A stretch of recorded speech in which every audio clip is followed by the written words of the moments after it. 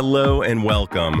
I'm Dr. Adam Dorsey, a psychologist in Silicon Valley, and I am the host of Super Psyched, a podcast dedicated to supercharging your life. Each episode contains fun, high-quality interviews with experts looking at psychology from all angles.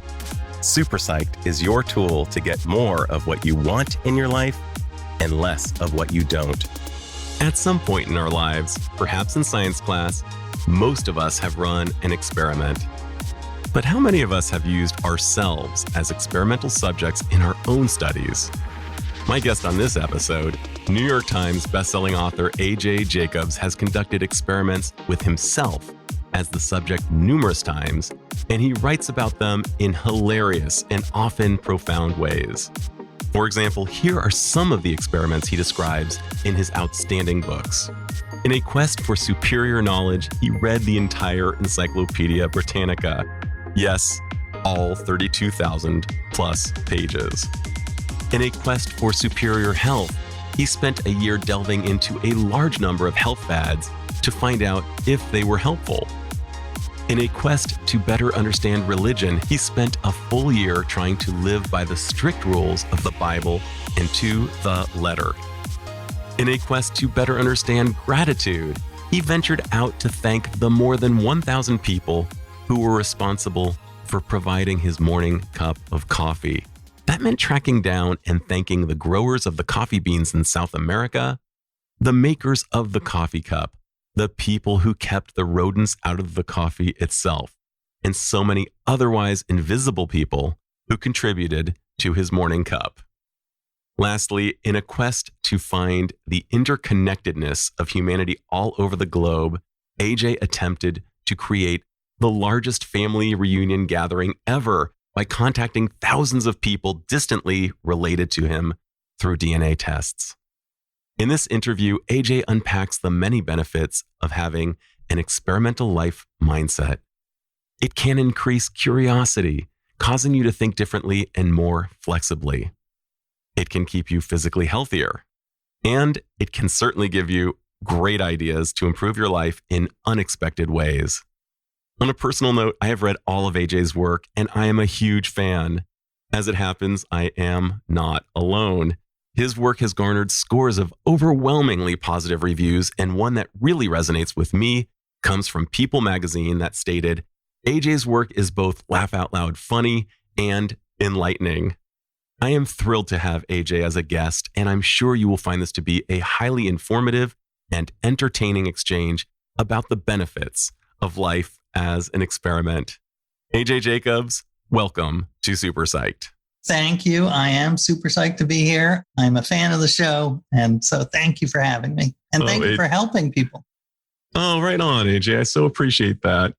So I've often wondered, because I've read 6 of your books and I delight in them so much.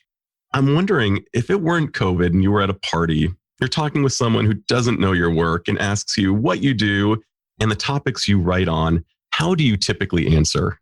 That's a good question. I typically go with that I do life experiments where I try something out and then write about it. And I think the year of living biblically is the easiest one to explain because I can talk about my beard. The other one that's kind of easy and fast to explain is the most recent one about gratitude, where I thanked 1,000 people who had anything to do with my cup of coffee. Those two are the easiest. Some of the others are a little more baffling. Yeah, it's interesting because when I describe your work, the first one I go to is The Year of Living Biblically. I also often talk about the know-it-all when you read from page A of the Encyclopedia Britannica all the way through the very end and the havoc it wreaked on your relationship and in your own mind. And I'm sure that when you describe your work, people respond in many ways when you tell them what you're up to. What reactions do you generally get? I love getting suggestions of what I should do next. So that happens a lot. Like readers write in. One popular suggestion is that I should try to be the greatest lover in the world and do all the positions in the Kama Sutra. And I have brought it up with my wife, and she has put the kibosh on that pretty quickly, which is okay, because I actually think that would be, I'm too old. I don't have the flexibility for that. But if some young author, journalist wants to pursue that is open to them. I freely donate it to the world. So AJ, I'm going to challenge the idea that you're too old. You're only in your fourth bar mitzvah age. And as far as I'm concerned, I listened to the advice of Dr. Mario Martinez, who I interviewed earlier he wrote the book called The Mind Body Code. And he basically said, age truly is just a number. He was citing Native American tribes who did long distance running, and they believed that they got better as they aged. And lo and behold, they did. So that is that. I'm going to throw down the gauntlet and say, thank you. I did just see a tweet from someone who said they were so sick of the 30 under 30 lists, the 40 under 40. Like, give us the 70 over 70s, give us the 80 over 80s. And I love that idea. I do too. And, Julie might hate me, but I'm going to say, perhaps dust that idea off and maybe give it a shot. Well, it's never going to happen, but I appreciate it. I do agree with you. Hey, I'm going to stop calling myself old. I love that you're going to stop calling yourself old.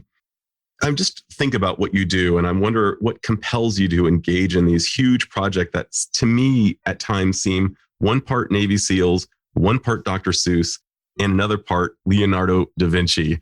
That is an awesome description, and thank you. I'm going to put that on my business card. I think it's entirely true. I was really thinking about who does AJ embody, and those three archetypes came up: the Navy SEALs, Dr. Seuss, and Leonardo da Vinci. I mean, they just work. You're so incredibly curious. You're so big-minded, and you're so disciplined. I feel that we talked a little about this off the air, but, I have some OCD tendencies. I try to channel them into something a little more productive than rearranging my sock drawer. So these projects are a little bit OCD. Another good motivator, which I learned during my book about health, is to announce to the world that you're going to do something. And then you have accountability, because if you don't do it, you look like, kind of a loser. And I have many times announced things that I never follow through with, but it certainly is a motivator. So I'm going to, I announce to the world, I'm going to live by all the rules of the Bible and grow a beard. And if I don't, then people are like, well, what happened? So those are two ways I kind of keep my discipline. I outsource my discipline to others. That's brilliant. So I'm wondering, if you go way back into your youth, have you always been this curious? Have you always been this much of an experimenter? Well, I love that question, because I think that I'm not the smartest person in the world. I'm certainly not the most athletic or talented in that. But I do think on the bell curve of curiosity, I am on that far right tail. I am very curious, and I'm so grateful for that, because it's made my life so much more interesting. And I think curiosity is one of the greatest virtues that there is. And there's so much to be curious about. Even if I dove into something that's stereotypically boring, like accounting, I'm sure if I dove in, there would be so many fascinating nuances and scandals and controversies and heroes. So yeah, I have always been curious. I remember in high school, I grew up in New York City, and I lived a block away from the Scientology Center.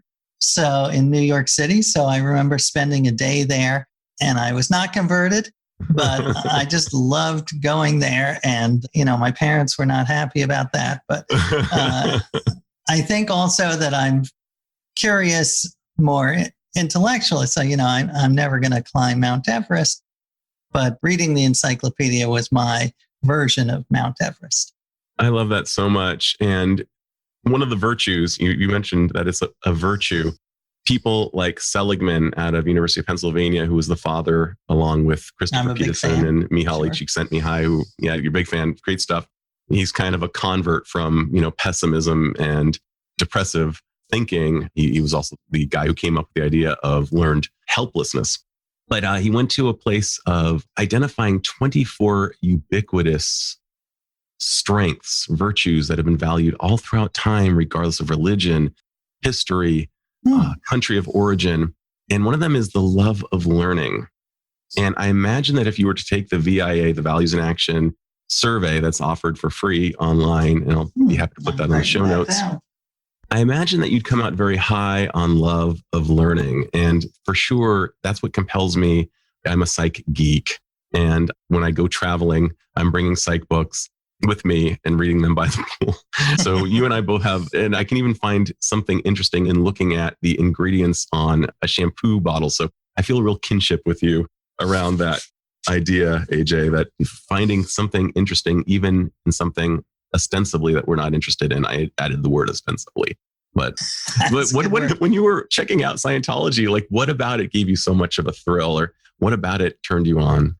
Well, it's very interesting because, as I say, I'm not a Scientologist, but I think that I like seeing the world through other people's eyes. I like walking in their shoes or sandals in the case of the Bible. That's my little dad joke. But that was one of the great things about my year of living biblically, is that I spent time with really people who took the Bible literally, like sort of the Jerry Falwell contingent. And I totally disagree with them on 95% of all. But I do think that in terms of turning people around or persuading them to be more open, the best way to do it is to walk in their shoes for a while, see the world from their point of view, so they know you're taking them seriously.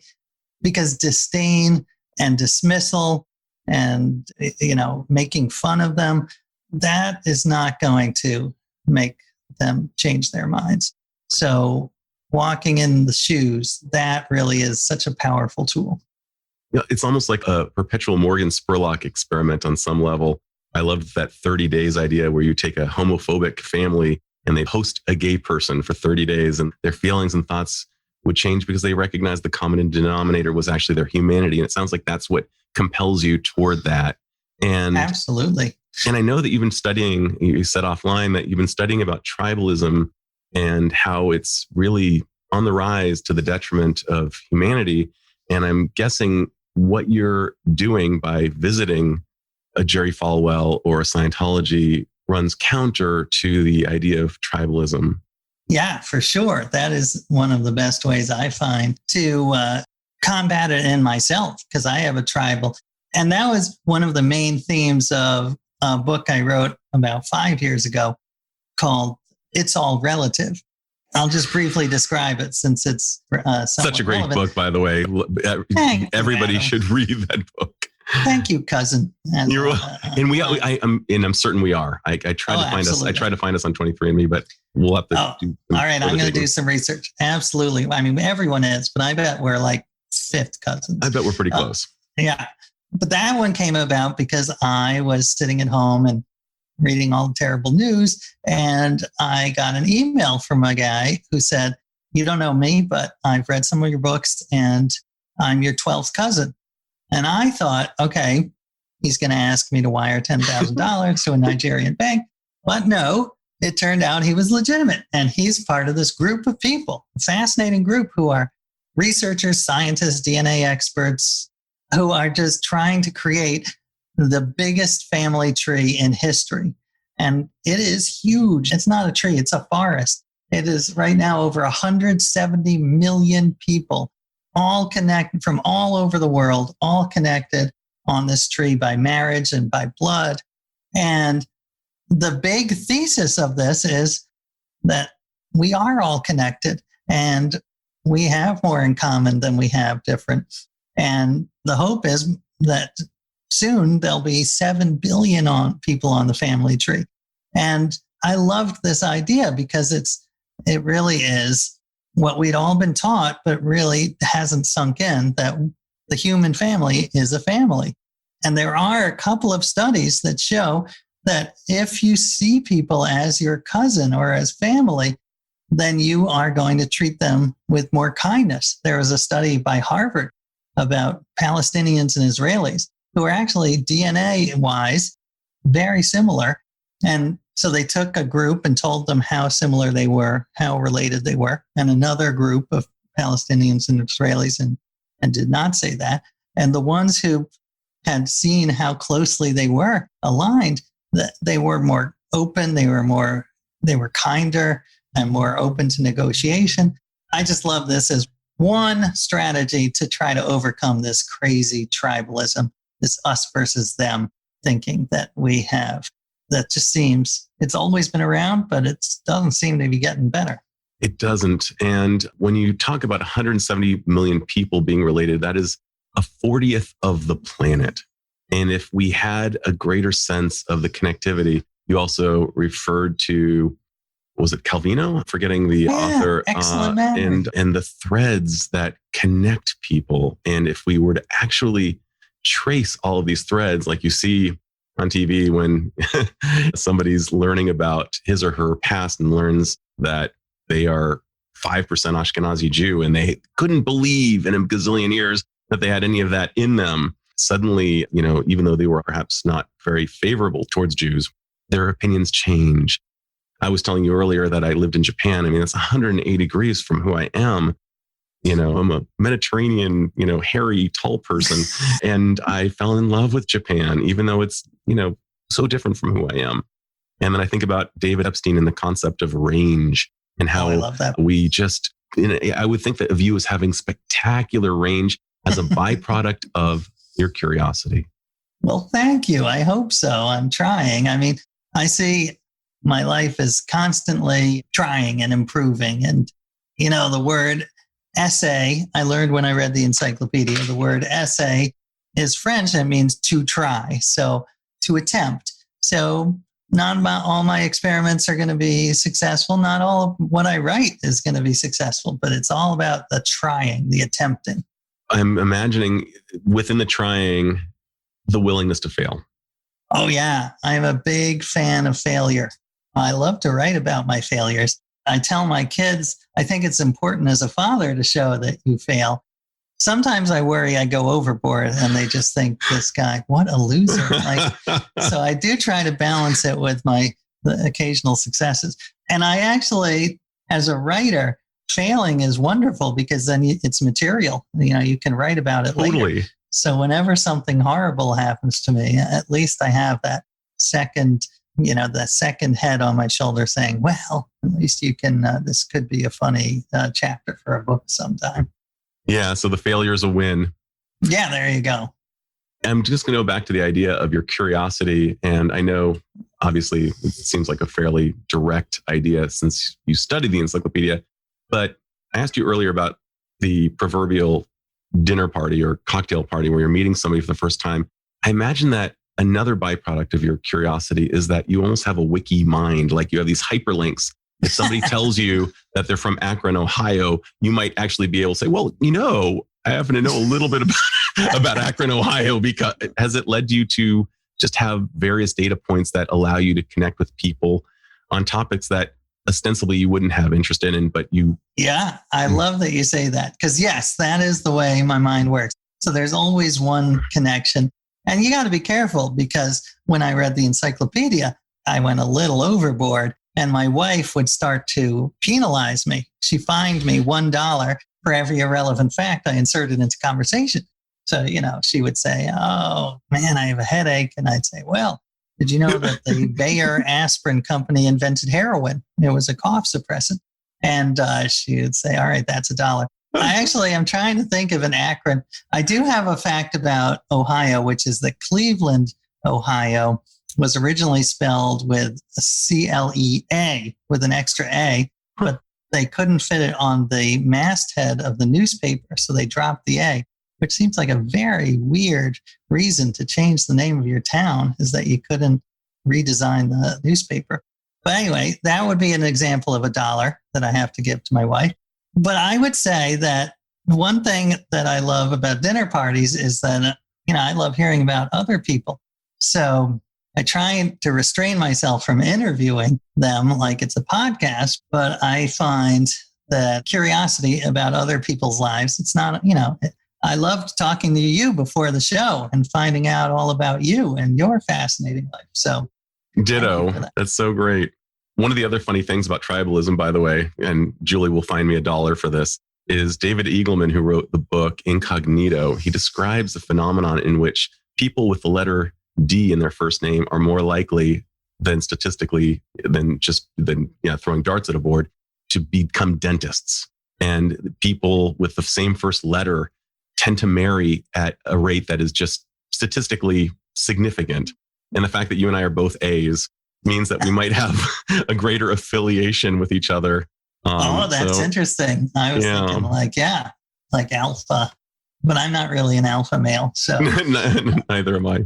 You know, what's weird is that my kids studied that phenomenon in like 5th grade, which is very bizarre. That came up. And they taught me the name nominative determinism, I believe is what it's called. So like how your name can influence your future, which is such an amazing and baffling idea. And also it was stressful, learning it after you had named your kid. Like if you had known this before you named your kid, then that's a lot of pressure.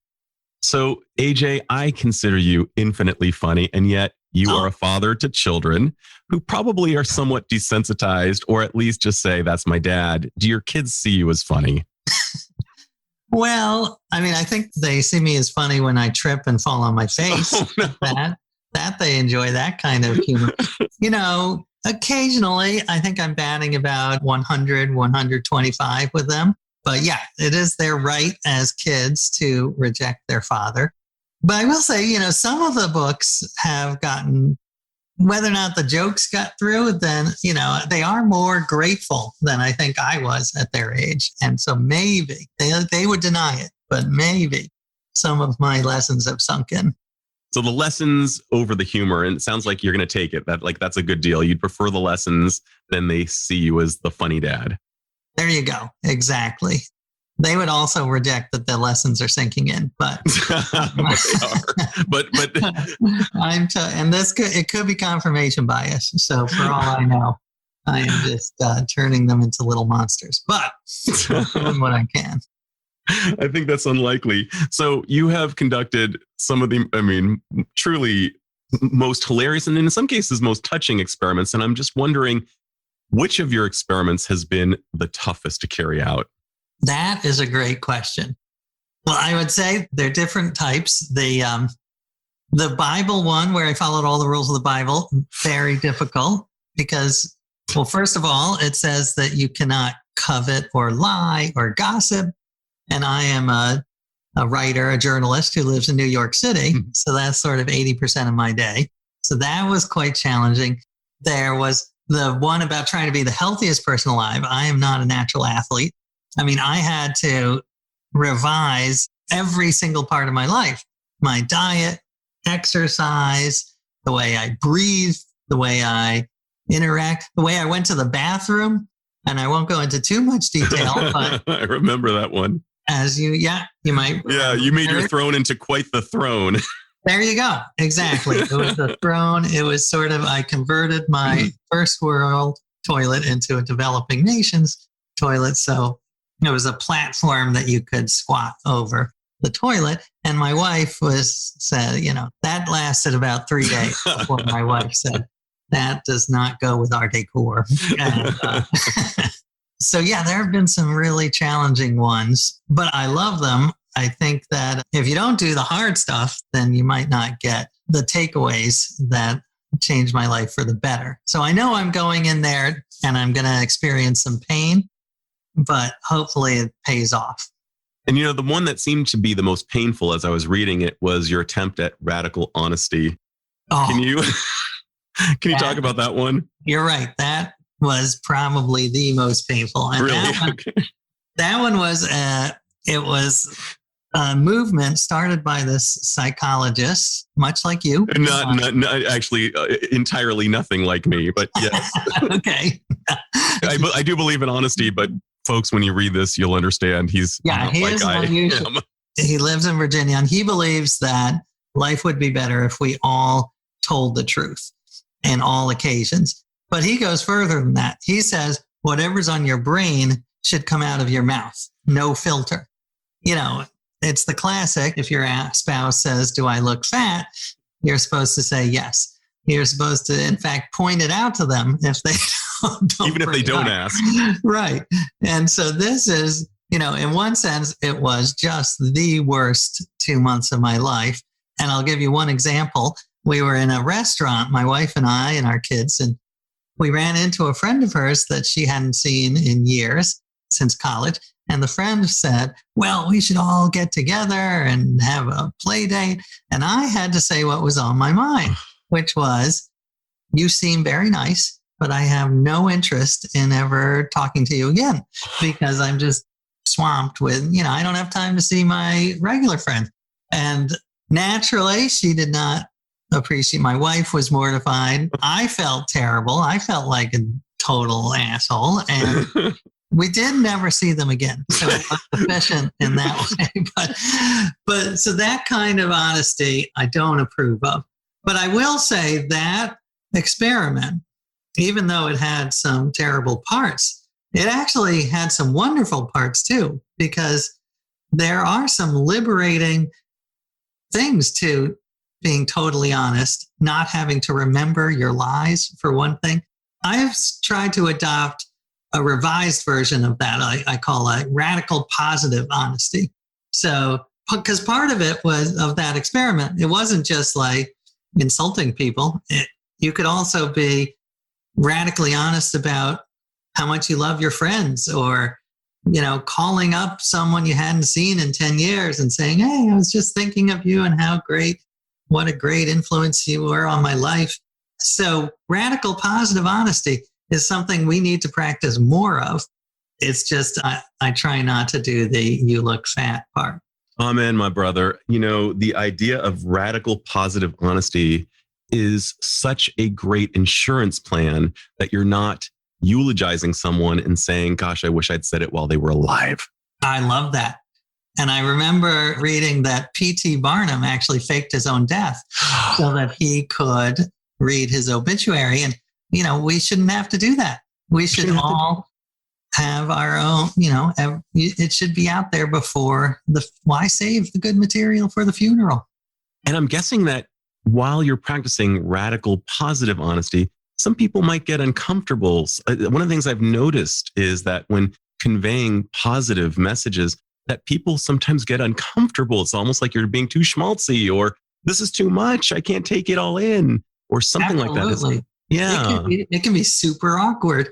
But I think if you push through the awkwardness, it's worth it. And they appreciate it, even though they're awkward in the moment. At least from my point of view, whenever I've had someone do it to me, I get kind of embarrassed, but it brightens my week, my month. And that was the same thing with the gratitude project. When I would call people and thank them out of the blue, it could be super weird. I can't remember if I told you this, but I wanted to thank the woman who did pest control for the warehouse where my coffee beans were stored. So I called her up out of the blue and said, I know this is weird, but I just want to thank you for keeping the insects out of my coffee. And she said, yes, this is weird. This is a very bizarre call, but it's also, thank you. It's wonderful. I don't get a lot of acknowledgement. And she described it as an anti-crank phone call, like, out of the blue positive calls. So they can be as awkward as regular crank phone calls, but I think they are a great practice that we should all try. I agree wholeheartedly. One of the things that we know and fMRIs are corroborating is that gratitude really helps us. It even fortifies certain parts of our prefrontal cortex. And your book, which I loved just so much, Thanks 1,000, where you trace 1,000 components in the form of people who created your cup of coffee, the most unthanked people, everything from the people who create the steel that created the machines, the people who paved the roads. You flew down to South America. You learned that 88, number 88, is a really good joke down there. Can you describe the genesis and the process of Thanks 1,000? I knew the power of gratitude. It's, as you say, it's life-changing. It's so beneficial to your own mental and physical health and to those that you thank. So I knew I wanted to do it, but I think my default mode is not grateful. I'm sort of, my default mode is more Larry David. So I wanted to turn down the volume on the Larry David and turn it up on sort of the Mr. Rogers side. Yeah. because I love watching it, Larry David's show, but it's not fun to be inside that mindset. So I would do this sort of ritual at dinner sometimes with my kids where I would say, let's just say thanks to the farmer who grew this tomato and the cashier who sold me this tomato at the grocery store. And one of my sons said, Dad, that's fine, but it's also kind of lame because those people, they're not here. They can't hear you. If you cared, you would go and thank them in person.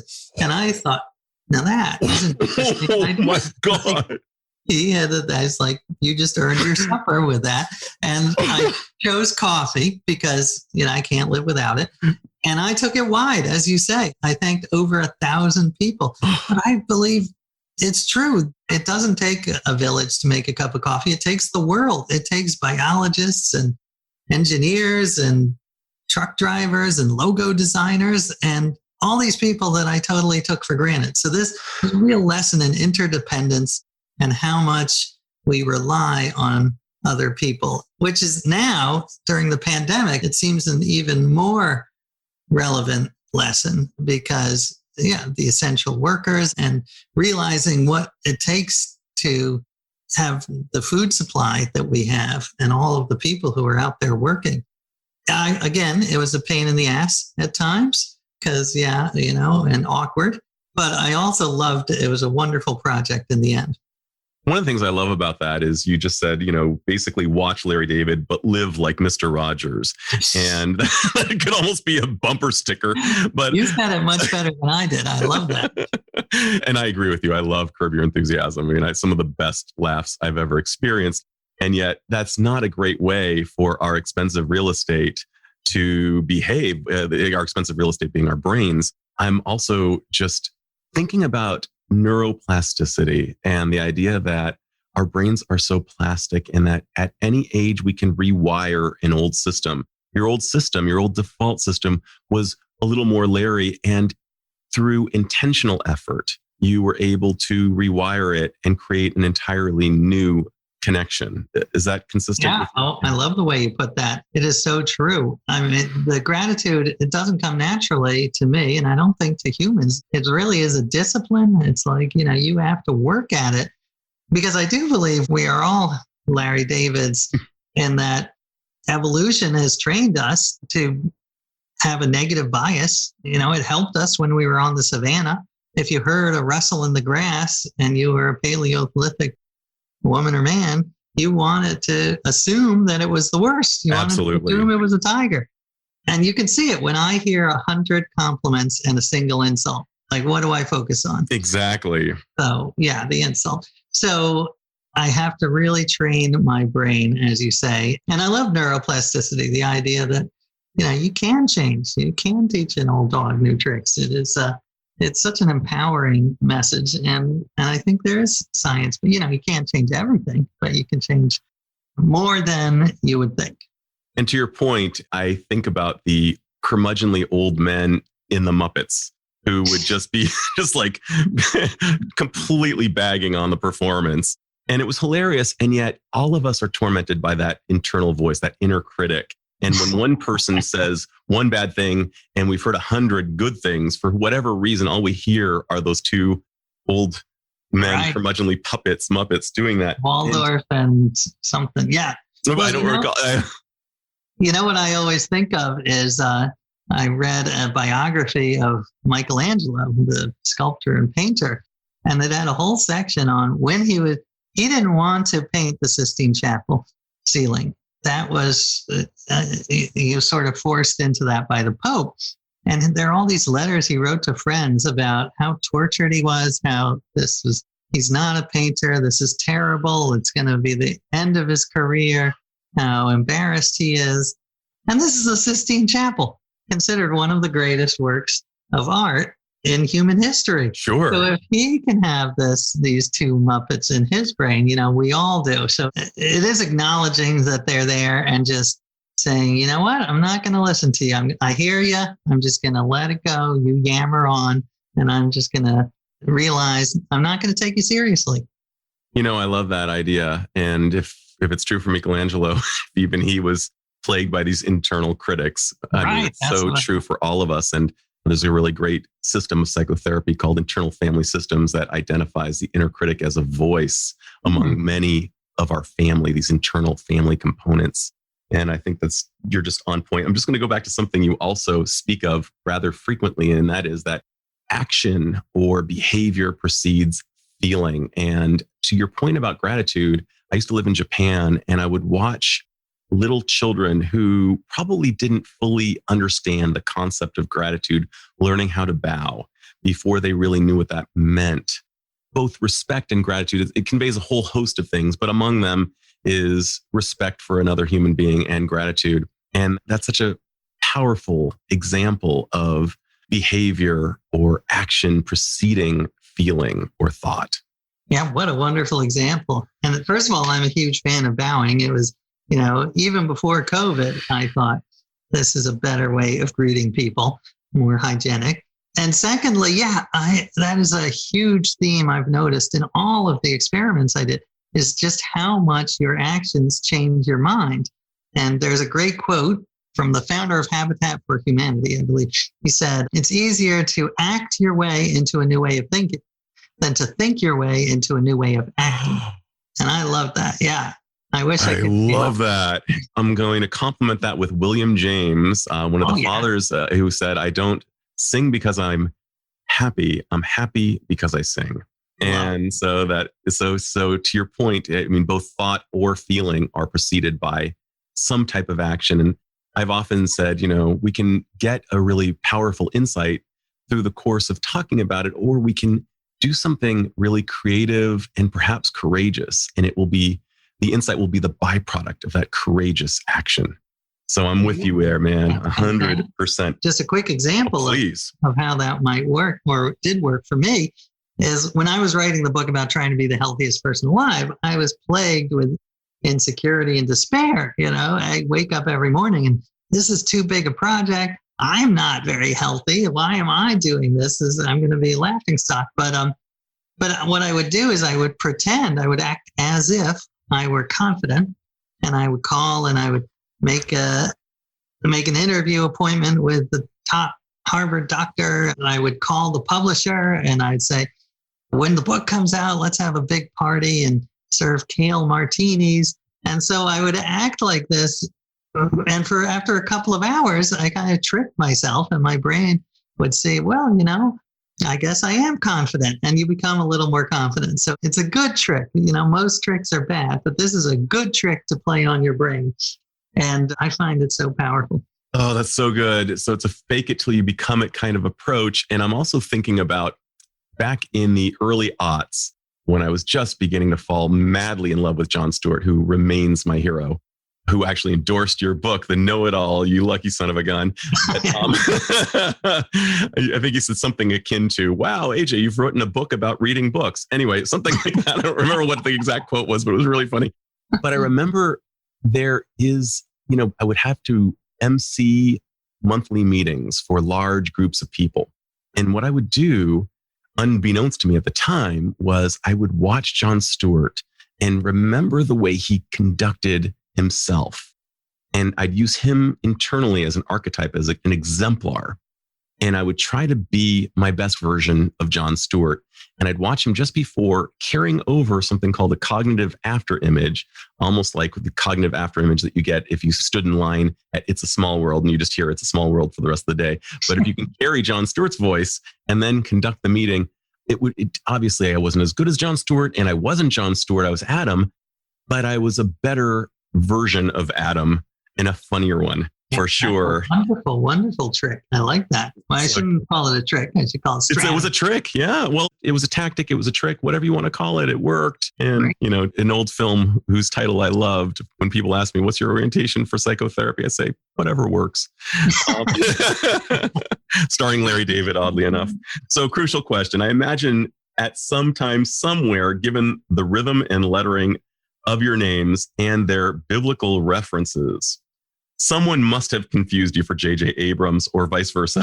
Well, that is funny you ask. I am friends with a woman named Jill Sobule, who's a great singer-songwriter. She wrote a song called I Kissed a Girl but not the Katy Perry version.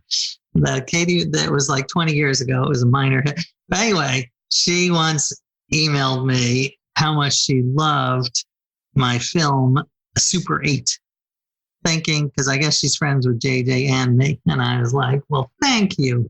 I agree. I did a great job. So yeah, I have had some interesting, confusion. That is really funny. So that said, the crucial question has got to be this: Star Wars or Star Trek for you? Oh, that is an interesting question. You know what? I think I'm going to go with Star Trek for a couple of reasons. I know it's very scandalous, perhaps in the minority. One is I often think that the world would be better if we were a version of Spock, not Spock like he's portrayed, because he has this all logic, but a joyful Spock.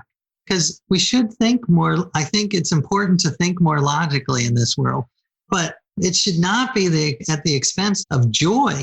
I think they're complementary. So a joyful, happy, goofy, silly Spock is sort of one of my heroes. The second part is good. I have issues with the Star Wars universe as of the way they treat robots. It's very clear that these robots are sentient. They have emotions. You hear R2-D2 with his little sad beeping voice and C-3PO, and yet they are totally have no free will, and they are bought and sold. And it is just a moral scandal that is just totally unaddressed. Oh, wow. That is so awesome. I love that answer. I adore Star Wars. My cat's name was Yoda. Wow. J.J. Abrams, your brother, who I'm sure is connected to you via 23andMe. But I just love that he's Abrams, you're Jacobs. There's a J, and they're pretty close. So I had to ask. Great answer. So, AJ, you've learned so much. What of your learning has informed your daily life in a practical way? Many parts, and some of them we've already discussed. The gratitude, the noticing. This was a big one because in the gratitude book, I talked to some psychologists like yourself, and one of them, who's a friend of mine, Scott Barry Kaufman, talks about, great guy, he talks about how savoring is such a crucial part of gratitude. And savoring, it doesn't have to be food, it could be anything. It could be, but the key is slowing down time, taking a moment and stretching it out and really enjoying it and savoring it and thinking about it and noticing it. And you can't have gratitude if you don't notice something to start with. So that has been a lesson.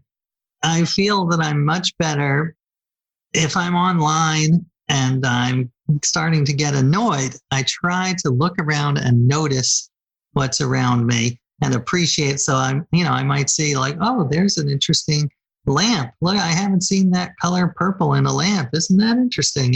And it sort of calms me down and brings me back from the edge of rage. And so just little things like that have a huge impact. And the way I go to the bathroom, of course. That's great. That's great. I love that idea of savoring so much. I remember there was a book that was really popular, How to Think Like Leonardo da Vinci. Oh. And I remember one of the ideas was something akin to savoring. And then, of course, there was the Tao of Pooh that used Taoism, and Winnie the Pooh as its ultimate exemplar of how to really rock it. And I think somewhere he described that Winnie the Pooh had 3 experiences around his relationship with honey, that he would look forward to the honey and think of nothing but the honey. He was eating his honey. He would do nothing but enjoy the honey and be completely, and he was not on his phone. He was just enjoying the honey. And then after the honey, he'd remember the honey with such fondness. And I think that your savoring idea is such a great life hack and something that we really need to do. We're not wired to do it, but it's something, as you said, kind of with the gratitude, with intentional effort, this can be something that allows us to live while we're alive. I love Winnie the Pooh as a sort of a philosophical hero. I think it's true. And sometimes I see my life as one of the goals is to sort of to curate these moments and remember them, because if you don't go back and do what Winnie the Pooh does and think about it sometimes, then I think life just goes by in a flash. I couldn't agree more. And we feel so rich when we're able to take inventory of what's good, and our gas tanks feel so much fuller. AJ, you've included your wife and children in the books. What benefits and what challenges have shown up in your relationship due to the extreme nature of your work? Well, I think my wife, for her, she does get a lot of emails saying that she's a literal saint. That's sort of the thing. You are Saint Julie is her name. Julia. I've never met her, but I love her. She's terrific. And she has stayed with me. I will say, it's a mixed bag. So some parts she does. When I did the Bible book, for instance, I think I did become more thoughtful about other people, more compassionate. I really worked at it. I'm not there yet. But at the same time, there were parts, for instance, in the Leviticus, it says that you cannot touch a woman when she's having her time of month, menstruating. And Leviticus goes even further. It says that if a menstruating woman sits in a chair, then that chair is impure. And my wife found that offensive. So she sat in every seat in our apartment while she was menstruating so that I had to stand for the rest of the year, which later I did the book on health, and it turns out standing is healthier than sitting. So in that sense, she did me a favor. But yeah, she does not appreciate all of it, and she finds ways to get back at me. That's great. And I'm guessing there have been you mentioned some benefits. I mean, it might be hard to answer for Julie, but what have been some benefits to her of your radical experiences, or experiments, I should call them?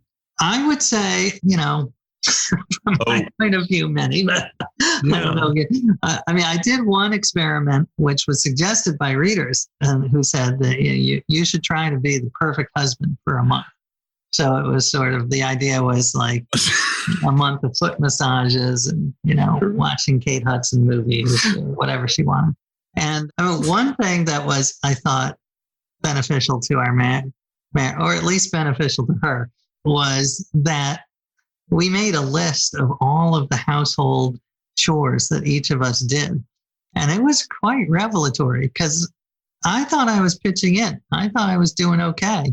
But when you write them all down, it was kind of shocking and disturbing. Like the liquid soap dispensers. Somehow I just figured they refilled themselves, like a self-cleaning oven happened. But apparently, no. Someone has to do it. So that has, in a sense, it's made my life worse because I have to do more. But I think it's made it a more equitable marriage. I remember in the postscript, or as you called it, the coda, you had Julie actually talk about some of her experiences, and she did acknowledge that was the best month ever for her. And I thought that was awesome that she just owned it. And she was annoyed because I chose February, the shortest month. So that's right. Yeah. You got a 3-day discount. So AJ, what project would you really love to do, but no, you just can't? Well, my wife's dream is that we go to every country on earth and try to find the best meal, best food in every country. And yeah, there are many reasons. Financially, that's not very viable. With kids, that's not very viable. Maybe, if I hit the jackpot and the kids are out of the house, come on, that would be a wonderful project. Okay, so AJ, I'm putting it out there. This has got to be like a double date for you and Julie and me and my wife. We're doing this. We'll have the kids learn, we'll just have them learn via Zoom. It'll be fine. Yeah, well, that's what they're doing now. You're right. So let's just go. Yeah. Are you in? Okay, I'm in. We're doing this.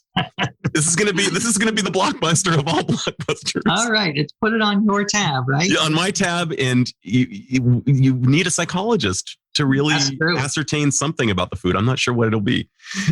Oh, I love that idea. Okay, great idea. But who knows? Maybe you'll get to do it.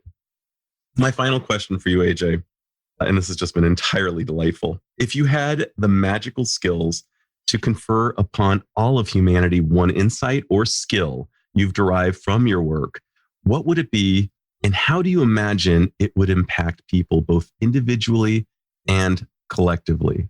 I suppose one thing that occurs to me is just embracing the joy of experimentation. because that's been my whole career, is trying out new things. And I think that it's just a intrinsic good to try, because we get stuck. You're a psychologist, so you know this better than me, but they talk about the neural ruts. Like you do something over and it sort of carves a pathway in your brain that's very hard to get out of. So just trying, it doesn't have to be living by the Bible for a year. It could be trying a new toothpaste every month. It could be going to work a different way, but just creating these new pathways in your brain. To me, it leads to so much more creativity and more joy in living. And it's enhanced my life so much. And to me, one of the highest values is curiosity. That is just one of the highest I love. I once interviewed Alex Trebek, and he had a quote that makes no sense, but I still love it. He said, "I'm curious about everything, even those things that don't interest me." And so I kind of get it. I am interested in even boring things. You know, I'm sure accounting is fascinating if I dived in deep enough. So anyway, always being open and flexible and experimenting, trying new things, because a lot of them are going to fail, but some of them are going to succeed and make your life better. I couldn't agree more. And there are so many reasons in the literature why that's a great idea for our mental well-being. I see so many people who just get stuck in a rut. It's almost like at 40, they become hard-boiled and they change very little. They take on new ideas very rarely. They know they should do it, but they don't do it. There's a chasm between what they know and what they do, or what they're willing to experiment with. And it seems that you've got this cognitive flexibility, which is really one of the hallmarks of good psychological well-being, as opposed to, of course, cognitive rigidity. And I've just actually, while you were saying that, I couldn't help but doodle a superhero. It's just a mock-up for now. It's a Marvel character portrayed by you, because you are the embodiment of it. And he's got emblazoned on his jersey the letter E and a cape with the letter E, because you are, you know, the experimenter. And I think that's a great superhero, a paragon for us all to look to. And I just can't thank you enough for your time and your hilarity. I think about you as like the crossroads between hilarity and profundity, which rarely cross, but you've found a way to make that a thing. Thank you, Adam. It's such a contribution to psychology, to the way we can live. Your books aren't just funny. It should not, in my opinion, should not just be taken as a mere lark. I think that it's actually a playbook by which we can all be a little bit more experimental. So Wow. To your point. Well, I am very flattered, and you are my psychological superhero. So no! Thank you for your podcast and for all the insights I've learned from you and your guests. So I'm glad to be one. Thank you, my man. This is Dr. Adam Dorsey thanking you for listening to Super Psyched. If you know anyone who might like it or who might benefit from listening, share it.